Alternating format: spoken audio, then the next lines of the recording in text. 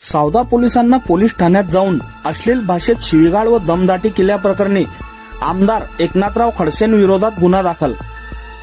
दिनांक 11/2/2026 रोजी राष्ट्रवादी काँग्रेस शरदचंद्र पवार गटाचे विधान परिषद आमदार एकनाथराव खडसे यांच्या विरोधात पोलिसांनी सावदा पोलीस ठाण्यात जाऊन अश्लील भाषेत शिवीगाळ आणि दमदाटी केल्याप्रकरणी रावेर तालुक्यातील सावदा पोलीस स्टेशनला या घटनेसंदर्भात नोंदवण्यात आला आहे.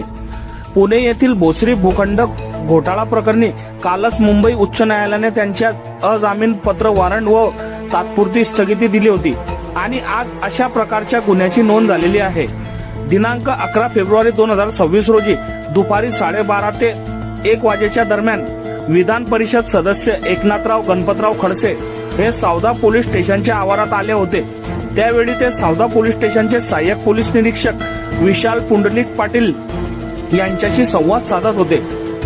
विशाल पाटील यांच्या म्हणण्यानुसार एकनाथ खडसे यांनी तासखेडा तालुका रावेर येथील गौण खनिज संबंधित गुन्हा दाखल केला नाही असा सवाल केला.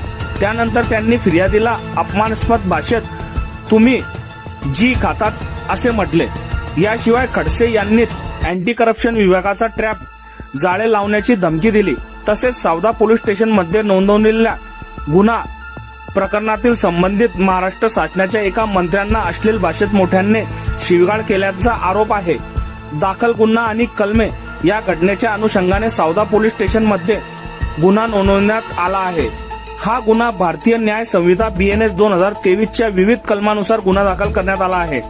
याशिवाय महाराष्ट्र अधिनियम 1951 च्या कलम 112 आणि 117 अंतर्गतही कारवाई करण्यात आली आहे. फिर्यादी विशाल पुंडलिक पाटील हे स्वतः पोलीस निरीक्षक म्हणून यासाठी जबाबदार अधिकारी आहेत. सदर तक्रारीचा तपास उपविभागीय पोलीस अधिकारी मुक्ताईनगर यांच्याकडे सोपवण्यात आला आहे. वरिष्ठ अधिकाऱ्यांच्या आदेशानुसार हा तपास सुरू आहे. या प्रकरणामुळे जळगाव जिल्ह्यातील राजकीय वर्तुळात चर्चेला उधाण आले आहे. कारण एकनाथ खडसे हे राज्यातील ज्येष्ठ नेते आणि विधान परिषद सदस्य आहेत. भोसरी येथील कथित भूखंड घोटाळ्यामुळे गेल्या काही महिन्यापासून ते चर्चेत आहेत. आजच्या या प्रकरणाची अधिक माहिती पोलीस तपासातून समोर येईल. तसेच एकनाथ खडसे आता या संदर्भात काय बोलतात याकडे जनतेचे लक्ष लागून आहे.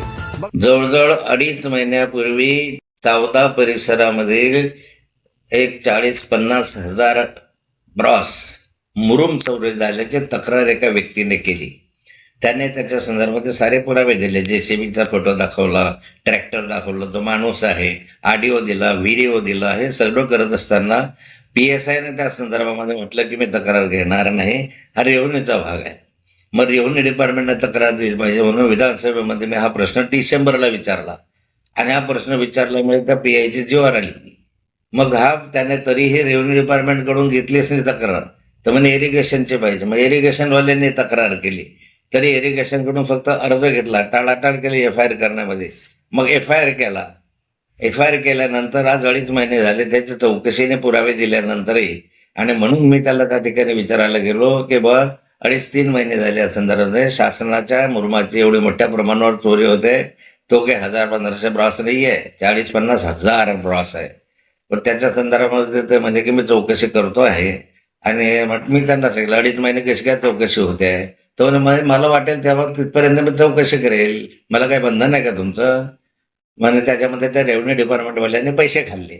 मग म्हटलं त्यांनी पैसे खाल्ले, तू गुकारला कशासाठी, तुला काम दिलंय ना सगळं. मग नंतर मी लगेचच 2 मिनिटांमध्ये त्याला सांगितलं की यामध्ये माझा चुकीचा शब्द केला, मी तुझी माफी मागतो असंही त्याला सांगितलं. आणि त्याबाबत त्याला सांगितले सगळे 2 नंबरचे धंदे आहे, पत्त्याचे क्लब आहे, सट्ट्याचे क्लब आहे, दारूचे अड्डे आहे. याच्या संदर्भामध्ये तुम्हाला कारवाई करायला वेळ नाही आहे म्हटले यामध्ये. तर आता शेवटचा शब्द आहे, तुमचे हप्ते बिप्ते घेतात तर ते हप्ते घेतात म्हणून अँटी करप्शनकडे जावं लागेल आणि त्यामध्ये कारवाई करावी लागेल. आता यांनी टाळाटाळ केली, गुन्हा दाखल केला, करू द्या गुन्हा दाखल केला, त्याचं काही लढायचं कायदेशीर. पण आता यांनी इतके दिवस हा गुन्ह्याचा तपास केला नाही, पण गुन्हाचा FIR घेण्यात टाळाटाळ केली.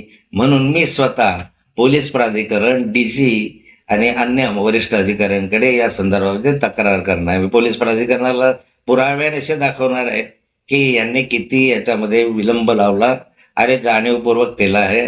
आणि नंतर मी सावदा शहरामधल्या आणि त्या परिसरात पोलीस स्टेशनच्या अंतर्गत माझ्या साऱ्या नागरिकांना आवाहन करणार आहे की कोण्या कोण्या ठिकाणी पोलिसांचे आपले दारूचे अड्डे आहे, मटक्याचे अड्डे आहे, ते मला कळवा. म्हणजे मग मी दररोज मीडिया समोर जाऊन त्या अड्ड्यांचे फोटो बिटो दाखवेन.